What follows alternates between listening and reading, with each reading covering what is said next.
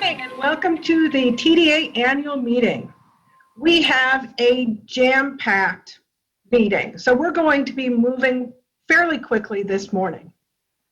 This is our first virtual event, and I know, like you, I would prefer to meet in person so we can reconnect, and we'll get there.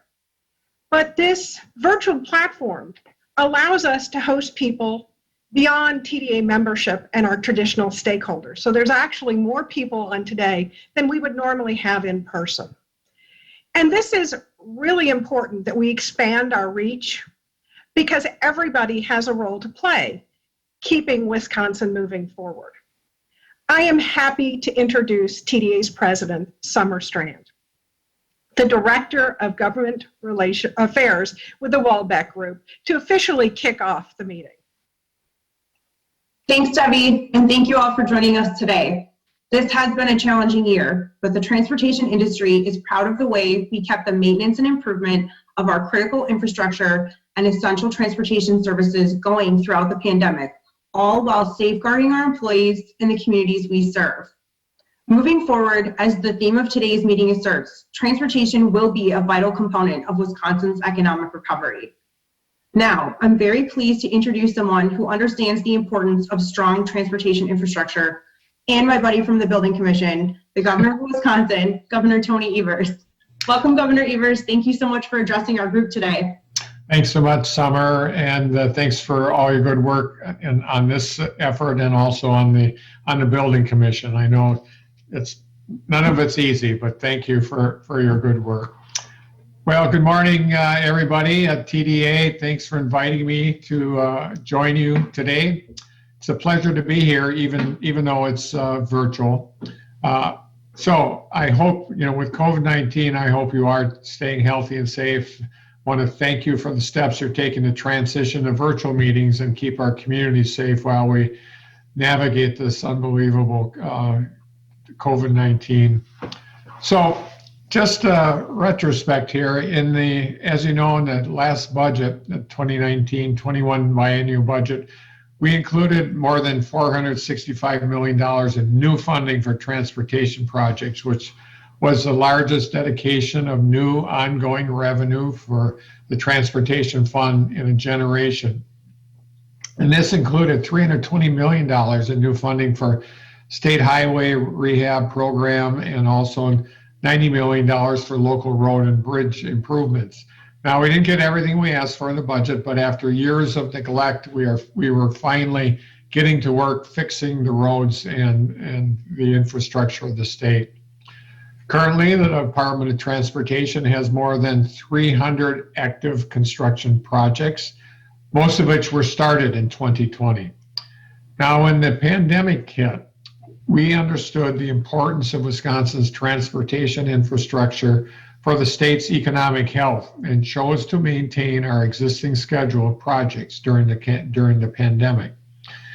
We made progress on our major highway projects, including completing I-94 north-south corridor, moving to completion of the north leg of the Sioux interchange, working towards improving the I-94 east-west corridor and beginning design work to rebuild I-43 and expanding I-41 in Brown and Outagamie County, among many, many other projects.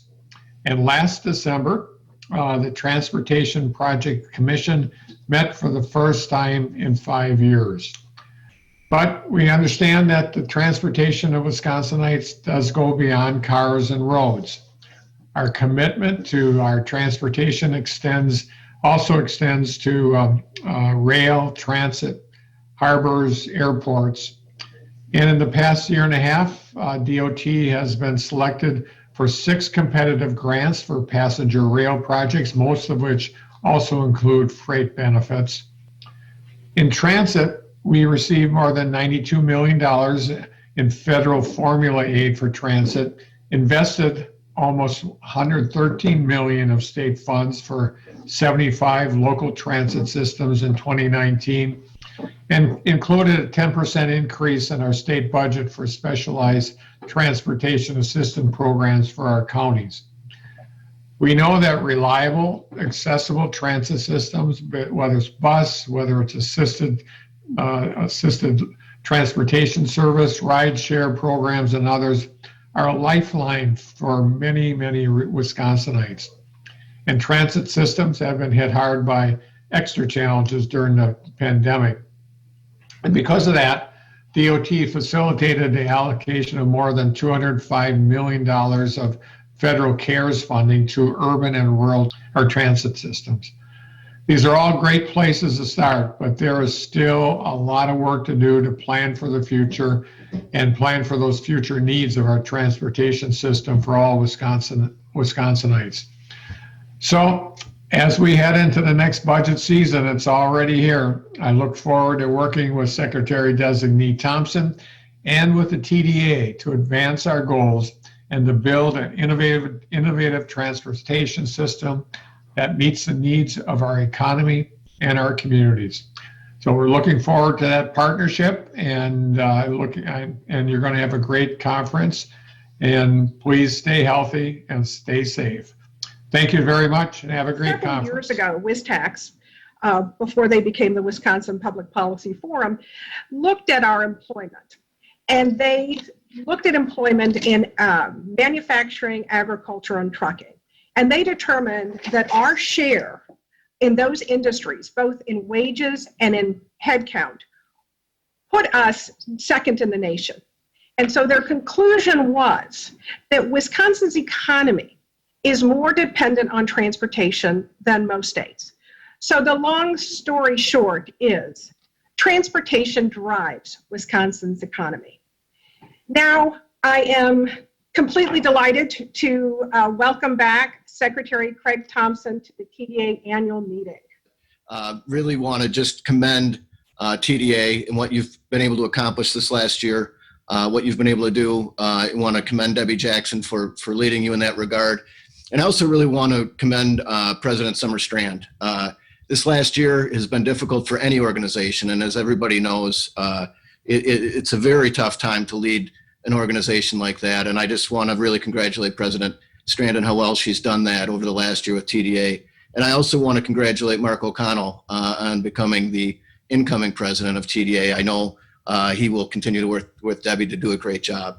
You know, TDA, outside of me having a relationship and a history, it really is such a unique and important organization to me when it comes to the DOT and transportation in Wisconsin, because you really are the one organization that looks at the big picture for transportation and how all the modes fit together to really impact our quality of life, our safety, and our economy. So I just want to commend everything you've been doing and ask that you keep doing it. I know the governor was on and he hit on a lot of the highlights of the budget, and I know you've all talked about it a lot since it was passed last time. So I'm not going to spend too much time going through all the particulars. As you're aware, I think it was one of the highlights of bipartisan agreement at a time when that isn't quite as prevalent as we would all like. What ended up passing was a bit different than we had proposed as the administration, but it has been talked about quite a bit. It really was the first significant investment of new ongoing revenue in a generation. $465 million is again, has been talked about. What I want to kind of highlight about that is, again, where that money went. While it was a little bit different, a little bit smaller in scope than what the governor had proposed, where the money went was really completely in line with where our priorities are and what we had proposed. And that was really $320 million of that went into the State Highway Rehabilitation Program, the vast majority. And that really is dedicated to fixing our 2-lane state highways that we currently have. So much has been talked about the deterioration in the quality of our roadways. This gets to that directly. $120 million. The other thing that had been talked about was some that were hesitant to vote for a revenue increase were afraid perhaps that an inordinate amount of it might go to the areas of Milwaukee and Madison, or Dane County and Milwaukee County. If you look at this $320 million in our State Highway Rehabilitation Program, and quite frankly, one of the reasons I think we were able to get this package passed is we were able to demonstrate that this was hundreds of projects in every single one of our 72 counties across the state, which doesn't solve our problem, which has taken us decades to get into, but it does on those 2-lane state highways stop the decline in conditions that we've been seeing. So I think that's very important. I also want to just, the most of that remainder then went to local units of government. The 10% increase in general transportation aids, which again is a step in the right direction. Does not get the locals the resources they completely need, but it is a significant improvement. And then the $90 million, I think was mentioned before, Senator Markline was the one who initially had put it in. The governor had exercised a veto in which we asked us at the department to create the multimodal local supplement program or to create a program, which we ultimately made that. And then through the court system, that veto was overturned, and we went back to the $90 million going into the local road improvement program. And the only reason I really want to spend just a moment on that is just to say, I don't think without the strong relationship that we have with the towns, cities, villages, and counties in the state, that we would have been able to go through the transition that we did to really have very minimal impact on locals and be able to keep that money going and get those projects out there. So I really, between our staff, who I think really did in the local program, did a fantastic job, in our communication with the locals, I think we're able to keep all those projects moving and get that forward in what could have been a very, very trying environment. A lot of I've talked about is the fact that so much of that new money in that did go to fixing what we have first. But I think we also have made significant strides on some of the major arteries in our state and some really vital parts of our transportation system that had either been, we had either moved back on or stalled on or hadn't moved forward on. So really just do want to highlight a couple of those. The I-94 North-South project wrapped up this last year. This was one of the casualties of COVID, I would say, because this would have been a ribbon cutting probably unlike any others. I had heard we had talked about a flyover as part of it. This is the fastest Southeast mega project to start from beginning to end. That began before my tenure here. But the folks at the department here in the Southeast region, I think, just did an amazing job. And we've seen the development that's occurred on both ends of that, from IKEA on the north end to Haribo and Amazon and Uline and Foxconn and all of the things down at the south end of it. But it really was, for the amount of time it took, it was fantastic. Unfortunately, we had to do the ribbon cutting where I was standing out there virtually with reporters and one other person from the DOT. But we did put a video out really trying to commend the contracting industry and the consulting engineering industry and the partnership. That has been just fantastic. On the zoo interchange, the north leg of the zoo is now going to be moving forward again. We had that let in October, and we're very, very excited about finishing the totality of the zoo interchange, which is such an important interchange to the southeastern part of our state. I-94 east-west. This has had a very interesting history in our state. As we know, the record of decision had been asked to be removed. Governor Evers announced earlier this year we're moving back forward on that process again. We need to work to get our record of decision reinstated. We're going with where the preferred alternative was on this project last time around, which is not the double-decker option through the Story Hill area. But we are strongly engaging on our business community in the southeast part of the state, as well as transit. We do believe that, and I'm going to talk about transit in a little bit, but there's some mitigation here and some things that can happen to improve transit. We've been working with Donna Brown Martin with Milwaukee County to work on that. But we're very excited. This is such a crucial corridor in this state, not just for southeastern Wisconsin. A quarter of all the things produced in Wisconsin go out through the southeastern part of our state. And the investments we've already made in the zoo and in the Marquette interchange, until we can get that part in the middle done, we won't really have realized the full benefits of those investments we've already made. So we're moving forward on this as quickly as we can. We've also got I-43 moving forward again, which is, again, another significant artery in our state. And in this area, too, we've worked to we're going to look at the Beer Line Trail, which is a bike trail in there, to be able to go underneath so that we can continue to connect that area and not divide it as we go through. And then Interstate 41 between Appleton and Green Bay has been enumerated. We're doing the initial preliminary engineering and environmental on that. And we've worked with Brown County to also include the Southern Bridge project as part of that. And they've got it, the Tier 1 EIS was approved by the Federal Highway Administration. So we're really excited about that in that area of the state as well. Wisconsin 23, which had been delayed for many, many years. Any of you who have driven that stretch, you know it is well under construction now. We are moving forward and looking at finishing that up next year. So we're very excited about what that connection is going to mean in that area of the state. And Wisconsin 15, which had been delayed as well, we've got that going, moving forward again around Hortonville. That's been a serious safety issue, and we are moving forward on that as well. So a lot of big projects going forward. Part of keeping those going and doing that in a way that's deliberative and planned so that we can do things as efficiently as we can and not do these things in fits and starts, which matters so much, both for companies being able to plan for workforce and for buying equipment and for at the DOT. So part of that was getting the Transportation Projects Commission on a schedule again. It hadn't met for 5 years. We met last year in December. We actually brought forward several studies that we decided not to move forward on. We are really trying to be discriminating on these major projects that we need to move forward on, but we wanted to get this back as a regular course of order. And so that met last December, and I want to mention today that we're going to be having an agenda go out, I'm hoping by the end of the day today, if not by the end of the day tomorrow, that we will be meeting again. The Transportation Projects Commission will be meeting December 8th to take up new projects. And one of the things that may be notable to TDA members on there, we're going to be looking at the Wisconsin River Bridges and 51 from Madison to McFarland, but we're also going to be looking at and reporting to the TPC about starting up the study again of I-39/90 between Madison and the Dells, which I know is such an important corridor for tourism and for safety in our state. So when I talk about TDA being such an important partner in highlighting multimodal, beyond what we've been able to do with state and local roads in this last 2 years, we've made some significant advancements in passenger rail. We had a heck of a year. I really have to give our folks credit in our Bureau of Harbors and Rail. We were selected for 6 federal passenger rail grants. This includes our Amtrak Hiawatha service.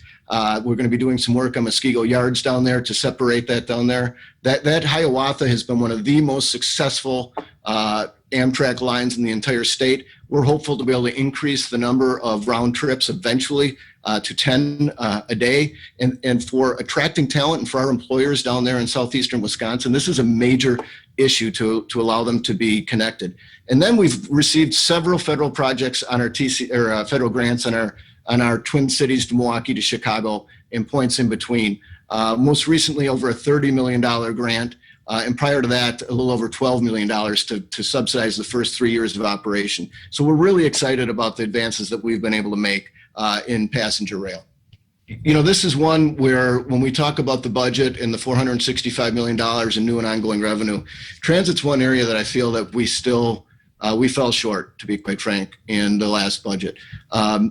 This is one where I will say that the administration had proposed a 10% increase in transit operating assistance, as well as $10 million for a capital bus program. That capital program was not approved, and the 10% increase that was proposed for operating assistance was knocked down to 2%. This is one where I think we need to work with TDA members to continue to change some of the hearts and minds in the legislature and realize just how important transit is to workforce development, to connect to allowing people to age in place, and just so many different, just connecting to people with our economy. But there was $113 million of state funding and $92 million in formula aid. And we did be able to get a 10% increase for specialized assistance for that program for elderly and disabled for the counties in the last budget. And as we're moving forward, we want to be as innovative as we can in this area. We've been in contact, talking with Ron McDonald in Appleton Transit, with Donna Brown Martin down in Milwaukee. And we think there's some exciting new connections with the workforce and with employers that we can maybe highlight and perhaps look at trying to pilot that we can help move ourselves forward on that. Related to this area, one of the things that we did this year too is we created at the DOT the non-driver advisory committee. This is such an important part of the way so many people in our rural areas, in our urban areas, interact with transportation. And we've got a really, really active committee on our non-driver advisory committee. I think it's going to help inform some of our proposals moving forward, whether it's transit, specialized transit, pedestrian issues, or others. So that's been very active, and we've been moving forward on that. And then while we weren't able to get as much in the state dollars for transit as we wanted, part of the federal COVID package facilitated, there was $205 million in CARES money that we've helped facilitate going out to transit systems in Wisconsin. For aeronautics, there was $2 million for NextGen for the obstructional removal program to be able to remove some foliage and trees in those areas. And we continue to realize how important our airports are both commercial and general aviation airports to our economy in the state. And I will say, this is something internally.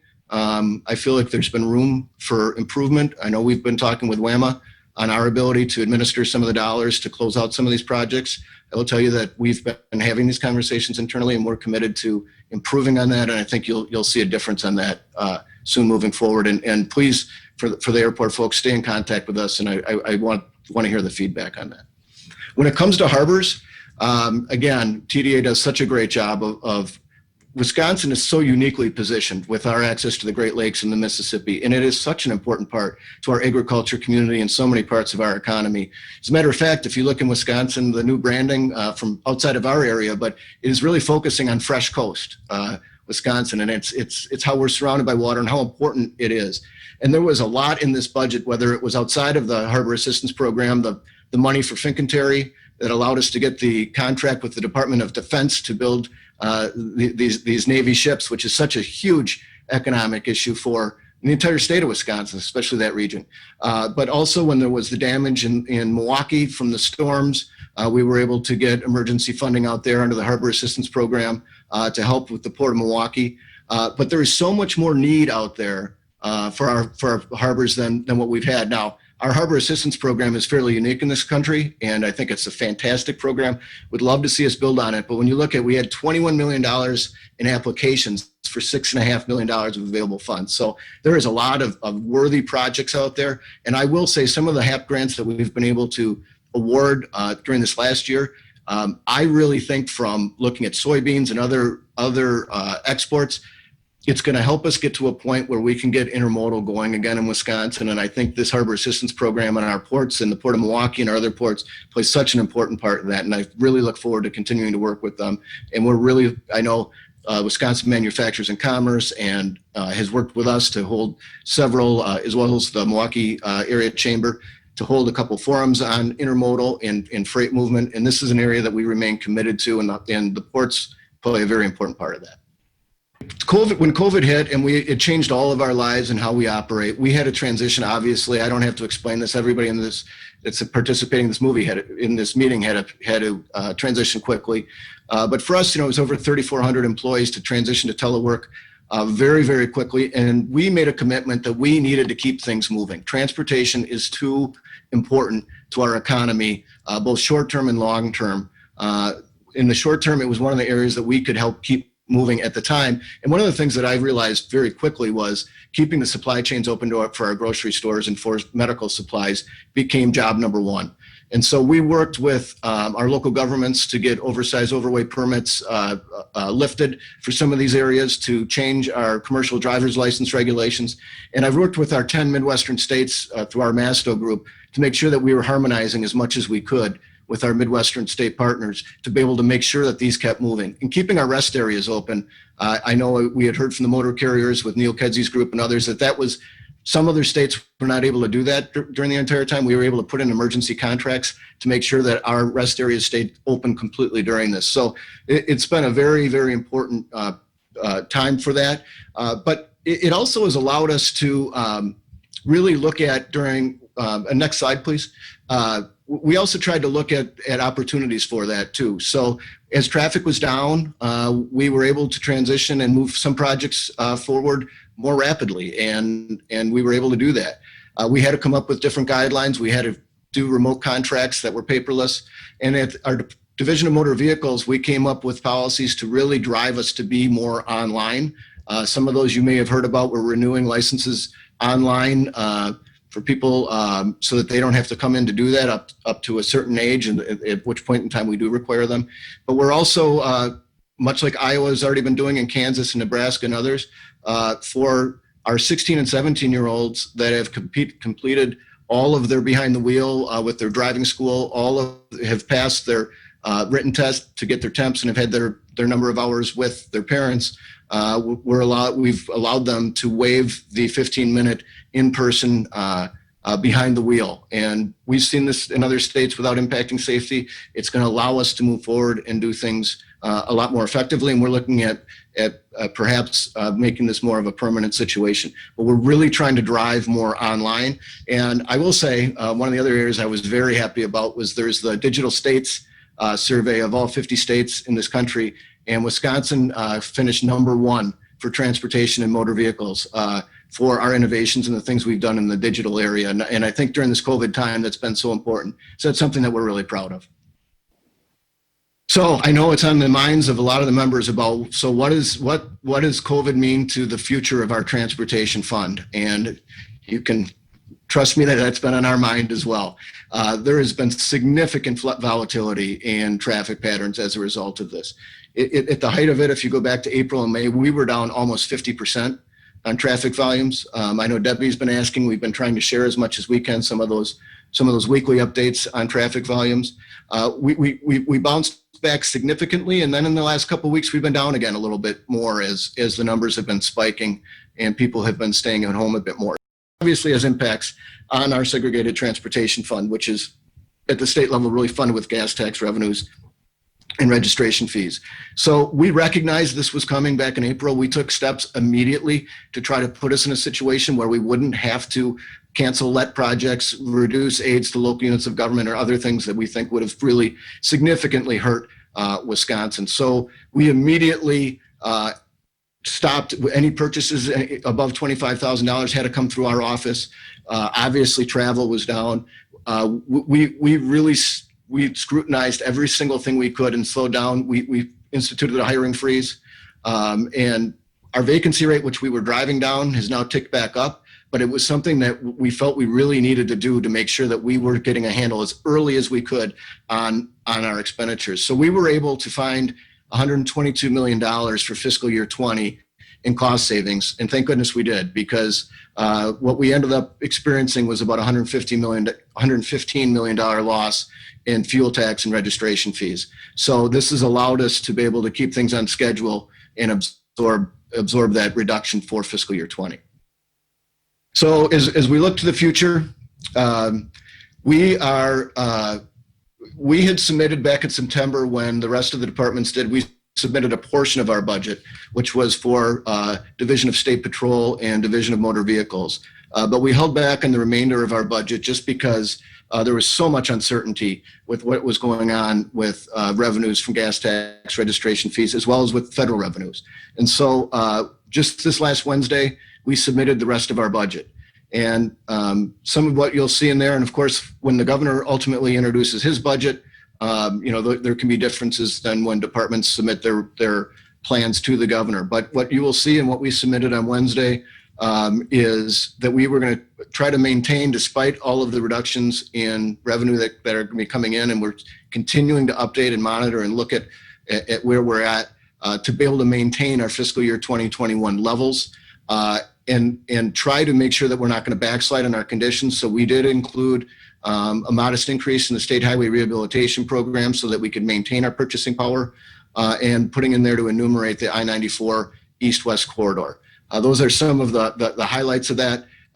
But we will obviously be continuing to work with the governor's office and look at that before he introduces his budget, in late January or early February. And then the big unknown, and I saw a little bit before I got on, there was some discussion about what's going on at the federal level. This is going to be very, very important. I know Debbie has updated you all that there's been a continuing resolution for the next year, so that does give us certainty. That does help.